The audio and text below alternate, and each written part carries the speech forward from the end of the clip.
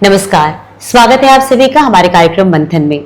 मंथन में आज हम बात करेंगे मिथुन राशि के जातकों के विषय में कि मिथुन राशि के जातक जो हैं वो जुलाई का महीना किस प्रकार से जिएंगे इस बार। मतलब उनके जीवन में कुछ पॉजिटिव चेंजेस आएंगे या कोई चैलेंजेस आएंगे और उसे पार कैसे जाना है, ये तमाम जानकारियां आपको देंगे प्रख्यात ज्योतिषाचार्य अमित कुमार जी। तो आज हम उनसे पूछ लेते हैं कि मिथुन राशि के जातकों के लिए कैसा रहेगा जुलाई का महीना। अमित जी, स्वागत है आपका। नमस्ते।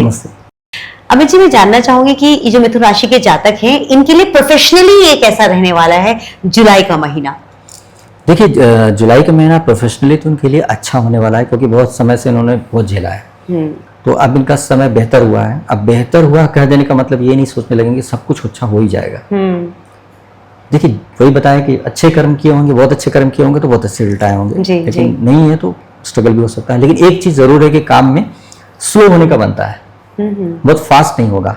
रिजल्ट्स अच्छे आएंगे लेकिन कुछ परिवर्तन होने के चांसेस बनते हैं। स्थान परिवर्तन भी हो सकता है, यात्राएं भी हो सकती हैं, और आपका टाई अप होना, किसी के साथ पार्टनरशिप होना या ट्यूनिंग होना, MOU होना, मेमोरेंडम ऑफ अंडरस्टैंडिंग होता है, ये सब भी कर सकते हैं आप और इस तरह से आगे बढ़ सकते हैं। और धन की प्राप्ति के मामले में ठीक तो दिख रहा है, लेकिन धन की प्राप्ति में कई तरह की प्रॉब्लम भी आ रही है। मतलब आपका धन किसी तरह से डिस्प्यूटेड हो सकता है, अटक सकता है। अच्छा, मतलब जैसे किसी ने पेमेंट दिया, पता चला किसी और के हाथ में दे दिया कि मैडम आपका पेमेंट जो आपके वो परिचित है उनको दे दिया है, आप उनसे ले लीजिए, उन्होंने पेमेंट ही नहीं दिया। सर, मैंने आपके पेमेंट जो उनको दे दिया है आप उनसे ले लेना, है ना, आपके उधर ही रहते हैं, आपके पास ही आपको मिल जाएगा वो।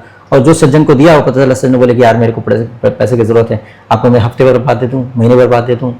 अब वो आपके पैसे फंस गए, आप बड़े मुसीबत पड़ गए कि भाई क्या करें, पेमेंट उन्होंने तो दे दिया, कुछ कह नहीं सकते, लेकिन अब ये बंदों ने अटका दिया। ऐसे करके कई तरह की उलझने, दिक्कतें होने के चांसेस बन जाते हैं। तो इसीलिए केयरफुल होकर के चलेंगे तो बहुत अच्छा रहेगा, और सावधानी पूर्वक चलेंगे तो बहुत ही अच्छे तरीके से आप काम कर पाएंगे, अदरवाइज फंस सकते हैं जी। तो इस तरह से हो गया। और दूसरा है कि साथ साथ इनको पैसे के मामले में अगर देखा जाए तो पैसे के मामले में वैसे तो ठीक ही दिख रहा है, बस ये कि इतना ध्यान रखने की आवश्यकता है तो कंफर्म जहां पर हो वही पेमेंट लें। मतलब जैसे कि अगर कोई व्यक्ति चेक दे रहा है, पता नहीं बाउंस करा देगा, नहीं देगा, या क्लियर नहीं हो, तो उससे आप बोले कि भाई DD दे दो, या फिर आप कोई और तरीका आप जाके खुद पेमेंट ले लीजिए। मतलब ऐसे करके ना क्लैरिटी रखिएगा कि फंसे नहीं मामला, क्योंकि फंसेगा। अब कहेंगे कि ऐसे कैसे हो जाएगा, जब ऐसी प्रॉब्लम बनी हुई है। तो प्रॉब्लम बनी तो आप जाके पेमेंट ले रहे हैं या कुछ और एफर्ट कर रहे हैं, तो ये भी तो आपको परेशानी ही है ना, आसान तो नहीं है ना, स्मूथ तो नहीं हुआ ना। वैसे मिला तो भी स्मूथ नहीं, वैसे तो ऐसे करके अपने पेमेंट्स को स्मूथ बना लीजिए।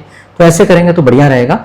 और सिर्फ पेमेंट लेने में थोड़ा सा लोचा दिख रहा है, अदरवाइज बाकी तो ठीक दिख रहा है, कोई प्रॉब्लम वाली बात नहीं है। बहुत सुंदर। अच्छा, चलेगा, लेकिन चलेगा तो बहुत जरूरी है कि चलना जरूरी है। जी। अच्छा, इन लोगों के रिलेशनशिप की अगर मैं बात आपसे पूछूं तो इनका रिलेशनशिप अच्छा चलेगा या वहां पे भी कुछ आपको लगा उबड़ खाबड़ सड़क है?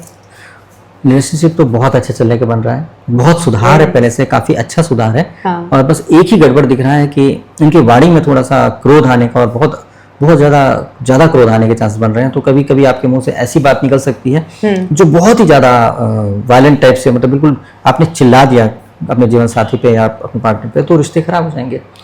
तो इसलिए क्या है कि आप कोशिश करें कि पूरी तरह से खराब होने का नहीं बन रहा है, लेकिन वो व्यक्ति झेल जाएगा। उसके बाद फिर क्या है कि अभी तो कुछ नहीं बोल पाएगा क्योंकि आपका समय अच्छा और वाइब्रेशन ऐसी है कि वो खिंचा रहेगा रिश्ता। लेकिन क्या है कि जब उनका समय खराब होगा, उनका दिमाग फिरेगा, तो फिर कोई याद आएगा यार इसने बहुत बुरा था।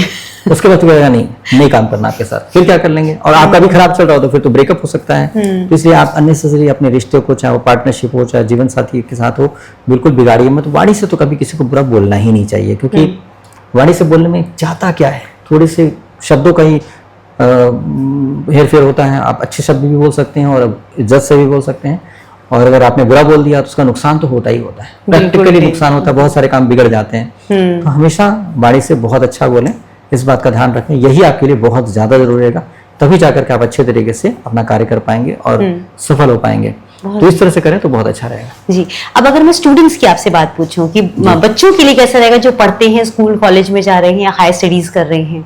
देखिए, बच्चों के मामले में यहाँ थोड़ा सा ध्यान रखना है, स्टूडेंट्स के मामले में, कि स्टूडेंट्स का दिमाग थोड़ा भटकने का बन रहा है। मतलब ऐसा भटकेगा, इनको पढ़ाई से ज्यादा और चीजों में मन लगेगा, चलो एंटरटेन कर लेते हैं अपने आप को, बहुत दिन से पढ़ाई कर लिए, घूम लेते हैं, मूवीज देख लेते हैं, कहीं चले जाते हैं, हिल स्टेशन चले जाते हैं, गर्मी बहुत है, ऐसा करने का बहुत मन करेगा, बहुत ज्यादा मन करेगा।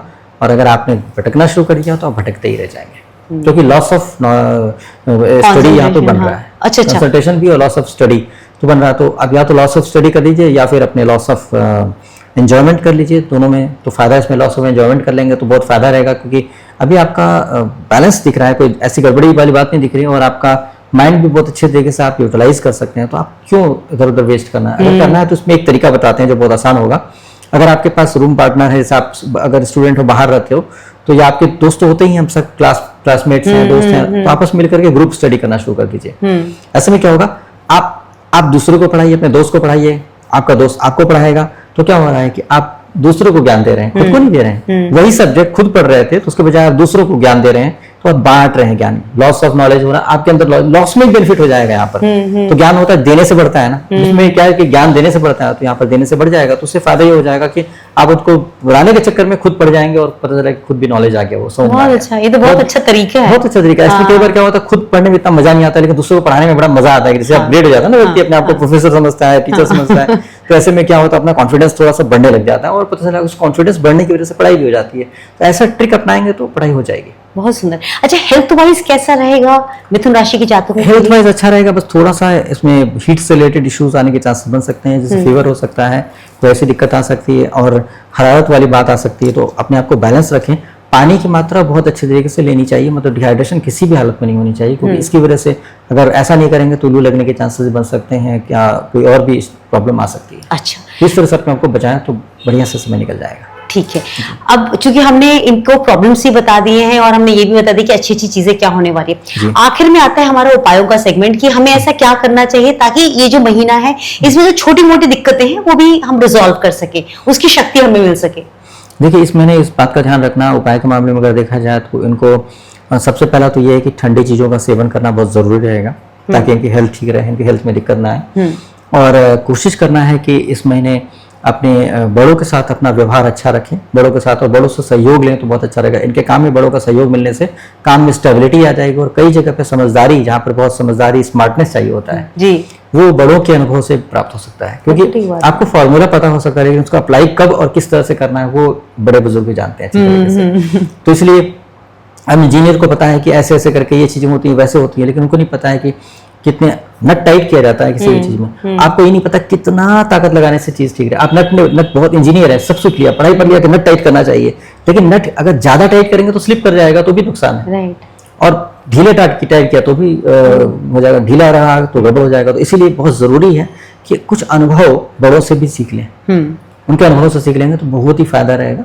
और साथ साथ क्या है कि अगर आपके बड़े बुजुर्ग का आशीर्वाद आपको मिल रहा है तो उनके पैर जरूर छुएं, क्योंकि अगर आप उनके पैर नहीं छूते हैं और किसी वजह से नाराज हो जाते हैं, मतलब पैर छूने से तो बेनिफिट हो ही जाएगा, लेकिन अगर नहीं छूते हैं, अच्छा उनके साथ व्यवहार नहीं रखते और नाराज हो जाते हैं, तो नाराज होने से आपको ज्यादा नुकसान हो जाएगा। क्योंकि ऐसा भी दिख रहा है कि बड़े बुजुर्ग के नाराज होने की वजह से उनकी तरफ से एक नेगेटिव एनर्जी भी क्रिएट हो सकती है और आपको दिक्कत हो सकता है। नेगेटिव तो करते नहीं पूरे बड़े बुजुर्ग, लेकिन नाराज तो हो ही सकते हैं। किसी के पिताजी इसकी पिटाई करते हैं, बच्चे की पिटाई पिताजी करते हैं, पड़ोसी नहीं करते हैं। सही बात है। तो क्या इसलिए करते हैं क्योंकि वो चाहते हैं कि आपके जीवन में अच्छा हो, और उनके अंदर गुस्सा भी आता है क्योंकि मैंने इतना कुछ किया।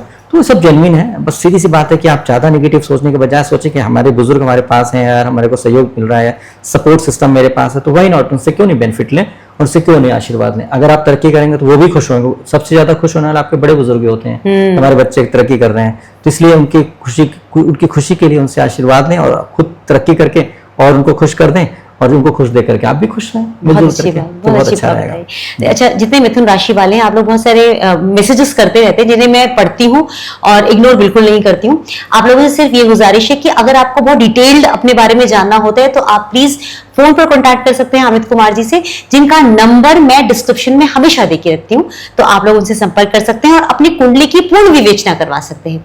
अमित जी, एक रिक्वेस्ट है जी, बताइए। कई बार लोग कॉल करते हैं तो नहीं उठा पाते हैं, नहीं जवाब मिल पाता है, तो बिल्कुल बुरा नहीं माने, ऐसा नहीं सोचे कि इग्नोर करते हैं या बहुत बड़े आदमी हो गए, ऐसा कुछ भी नहीं है, कभी ऐसा नहीं होता। लेकिन क्या है कि बहुत बिजी होते हैं और एक व्यक्ति को बहुत समय देते हैं, तो जब समय देते हैं तो उसमें पर कोई भी कॉल अटेंड नहीं कर पाते हैं, और हमारे ऑफिस में भी जो मैनेजर हैं वो भी बहुत अच्छे तरीके से चीज़ों को समझाते हैं, तो उसमें समय लग जाता है। तो आप मैसेज देकर छोड़ दें तो उसमें आपको समय पे जवाब दिया जाएगा। तो उसमें ऐसा ना सोचें कि आपको इग्नोर किया जा रहा है, नेग्लेक्ट किया जा रहा है, ऐसा कुछ भी नहीं। सबके साथ समान व्यवहार किया जाता है, लेकिन समय लग जाता है। बिल्कुल। और दूसरी बात एक और उपाय बताना जरूरी है, क्योंकि वो ये है कि माँ सरस्वती की पूजा करें अगर, और श्वेत चंदन का भी प्रयोग करेंगे तो अच्छा रहेगा, क्योंकि वाणी में परिवर्तन करने के लिए बहुत जरूरी है कि माँ का सहारा लिया। माँ सरस्वती कृपा करें तो बहुत अच्छा रहेगा। और जबान अपनी साफ रखें, क्लीन रखें तो बहुत अच्छा रहेगा।